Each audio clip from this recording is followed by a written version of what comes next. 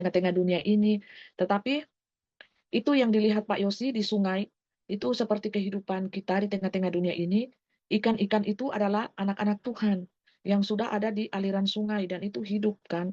Tapi malaikat Mikael itu kan mendampingi anak-anak manusia itu sampai kepada zaman ini dan saat ini ya. Kita melihat bahwa betapa luar biasanya roh malaikat Mikael ini ada pedang roh. Dia membantu anak-anak Tuhan untuk melepaskan diri dari jeratan-jeratan si ular ini Bapak Ibu yang ada di tengah-tengah dunia ini itu anak-anak Tuhan loh, ikan. Mereka sudah jadi ikan Bapak Ibu. Tetapi ketika malaikat Tuhan itu ingin menolong mereka, ingin menangkap mereka, ingin menolong mereka ya supaya mereka itu aman berada di dunia ini, akhirnya mereka kembali ke lumpur Bapak Ibu, kembali ke dosa. Jadi itu gambaran anak-anak Tuhan Bapak Ibu. Ya, yang sudah ada di dalam Tuhan tapi masih terikat di dalam dosa-dosa. Sama seperti ada kaitannya dengan penglihatan dari Ibu Yosepin tadi. Kembali Bapak Ibu, nakal. Ikan-ikan yang nakal ini Bapak Ibu. Sudah percaya Tuhan Yesus, sudah jadi anak Tuhan, tapi masih gemar melakukan dosa. Masih gemar melakukan hal-hal yang tidak berkenan di hadapan Tuhan. Yang menyakiti hati Tuhan. Ya dosa-dosa itu banyak ya. Melanggar 10 hukum Tuhan yang dibawa oleh Musa, itu dosa Bapak Ibu.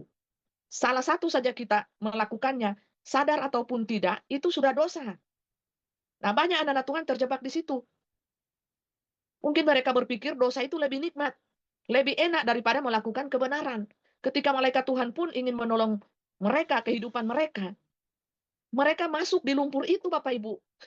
Mereka lebih senang main di dalam kubangan dosa, kubangan lumpur yang penuh dengan sampah, bau busuk, bakteri, kotor. Itu kan Bapak Ibu aneh, aneh bagi saya sudah percaya Tuhan, mengikut Tuhan tapi masih kuat sekali melakukan dosa. Itu aneh seperti penglihatan dari malaikat Mikael. Dia ingin menangkap ikan itu, tahu-tahu ikan-ikan itu yang ada dalam lumpur itu tahu apa? Ular yang datang Bapak Ibu. Mereka berubah menjadi ular dan bapak mereka adalah ular, setan itu sendiri. Ya setan menghalangi dong. Kalau malaikat Tuhan itu datang, ular bilang, loh ini kepunyaanku. Dia ini sudah dalam kekuasaanku. Nah bagaimana malaikat Tuhan mau bantu? Sedangkan si iblis, setan ular itu sendiri sudah mengklaim, ini anakku. Mereka lebih suka melakukan dosa, berzina, berdusta, membunuh, mencuri, menyembah berhala, pohon, air, batu-batu, hewan, semua disembah. Ingat ya, iblis itu Bapak Ibu langsung mengklaim. Kalau iblis sudah mengklaim ini kepunyaanku, Bapak Ibu hidup di dalam dosa, itu sudah kepunyaan iblis. Malaikat Tuhan itu langsung undur. Oh ternyata kau menyembah setan toh, kau milik setan toh. Akhirnya apa? Malaikat Mikael bilang apa? Tidak jadi dia membantunya, tidak dapat lagi dia itu ikan. Ikan itu sudah berubah menjadi ular dan ular itu sendiri langsung menghalangi malaikat Tuhan itu untuk menolong itu ikan yang masuk di dalam lumpur. Karena apa? Anak-anak Tuhan itu suka melakukan dosa. Yang dulunya mungkin bapaknya adalah Tuhan, Bapak Yahweh, Bapak Surgawi, sekarang menjadi bapaknya adalah iblis, si ular itu. Langsung iblis itu menghalangi malaikat Tuhan itu untuk menolong ikan-ikan itu. Siapa yang salah? Ya, kalian sendiri yang menggantikan Bapamu yang di surga. Dulu Bapamu mungkin terang, kebenaran firman Tuhan. Sekarang Bapamu adalah pendusta, pembohong, dan penyesat, pembinasa yang amat keji, yang datang di akhir zaman ini sebagai Mesias palsu, yang menawarkan keselamatan itu di botol vaksin, saudara. Dengan enjus, jasjus, jasjus itu pembinasa yang sangat keji. Nah itu pilihan di tangan kita. Kita mau terjebak, kita mau terbenam di dalam lumpur itu, kita mau ingin ditolong malaikat Tuhan, dan Tuhan sendiri sudah bersama-sama dengan kita, atau kita mau berlindung di bawah naungan si iblis ini, si ular ini. Iblis itu langsung hadang Bapak Ibu. Lah itu kepunyaanku, itu anakku. Malaikat Tuhan tidak bisa menolongnya. Sudah licin Bapak Ibu bagaikan belut. Itu sangat berbahaya Bapak Ibu ya. Anak-anak Tuhan sekarang sebagai pencemooh. Pencemooh nomor satu Bapak Ibu. Pekerjaan Tuhan di akhir zaman ini. Lihat saja kota-kotanya nanti.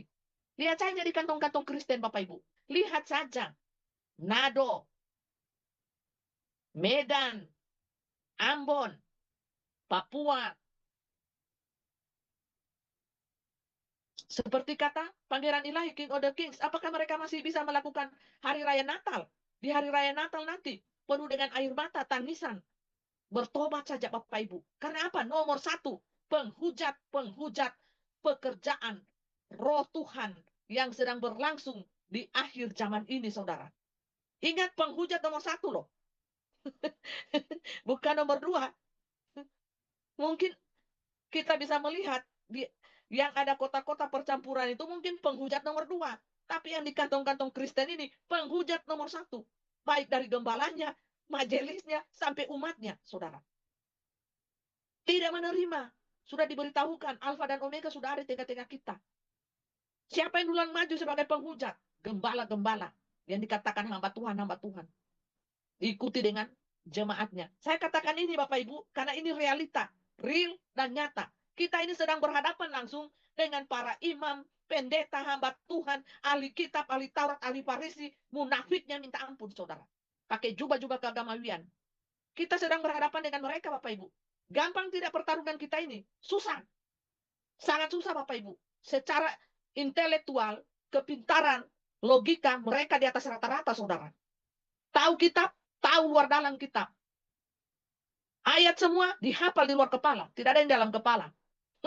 Di dalam hati pun tidak ada. Cuma di luar kepala semua dihafal. Kita ini tidak gampang berhadapan dengan ahli kitab, ahli Taurat, orang-orang Farisi, munafiknya minta ampun, pakai jubah-jubah keagamawian. Nah, ini yang harus dirontokkan Bapak Ibu. Yang harus dimusnahkan di akhir zaman ini. Dengan apa? Bengkokkan logikanya, timbulkan imannya. Pakai apa? 5 elemen alam berjalan. Apakah mereka masih membanggakan jubah-jubah keagamawiannya? Apakah mereka masih membanggakan logikanya yang pintar itu Bapak Ibu? Atau mereka mencari Tuhan dan bertobat sungguh-sungguh, berlutut di hadapan Tuhan. Karena apa? Inilah masa penghakiman bagi bumi ini. Hilang logika, muncul iman.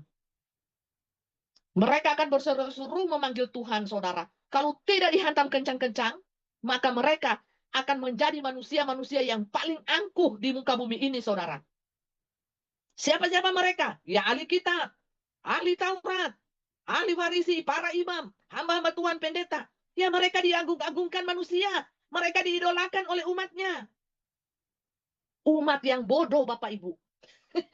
Umat yang bodoh mengidolakan gembala sidangnya, pendetanya, hamba Tuhannya. Bukan mengidolakan Tuhan Yesus. Mereka mengidolakan hamba Tuhannya. Apa yang dikatakan hamba Tuhannya, mereka telan mentah-mentah. Ya buktinya di 2020, 2021, 22, siapa yang ajak semua umat manusia untuk menerima tanda setan dajjal itu? Ya hamba Tuhan, seluruh hamba Tuhan. Saya pun dipaksa-paksa.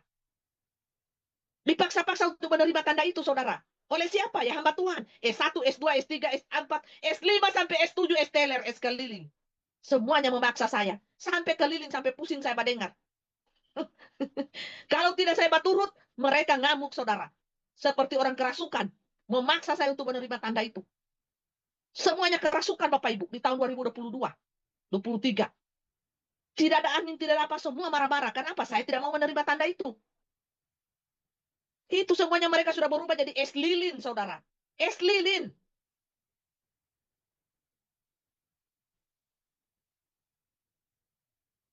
Ini yang manusia bangga-banggakan. Jubah-jubah profesi S1, S3, sampai S-teler, S-lilin ini.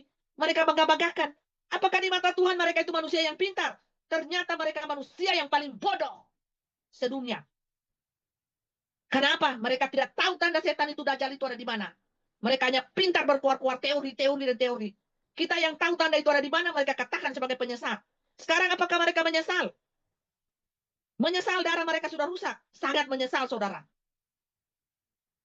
Mereka diam seperti kucing di dalam karung. Meow. Dulu mereka sangat beringas, saudara. Sangat beringas. Mereka pikir mereka singa. Ternyata kucing, saudara. Ini sampai malaikat Tuhan pun yang kuat, yang gagah perkasa turun dari surga pun. Mereka tidak mau menerima pertolongan itu. Karena apa? Aku bebal hati, sombong. Sombong rohani, sombong jasmani. Saya ini pintar loh. Saya ini, status profesi saya mentereng. You siapa? You cuma hamba Tuhan kampungan. Suara you itu tidak dipakai. Kita ini hamba kota loh. Hamba perkotaan. You itu siapa? Kita ini punya nama besar, perut besar, kantong besar juga. Semuanya besar. You itu hamba kecil. Hamba kampungan tidak dipakai you. Suara you tidak bermanfaat. Tidak kami dengar. You yang harus ikuti kami. Apakah Tuhan itu memilih hamba Tuhan yang besar? Semuanya. Besar bulu, besar dompet, besar perut. Semuanya besar. Besar betis. Semuanya besar. Tidak, Tuhan itu memilih hamba yang rendah hati, saudara. Hamba yang betul-betul mau melayani Tuhan dengan hati nurani, yang baik, yang tulus, yang peduli kepada sesamanya manusia.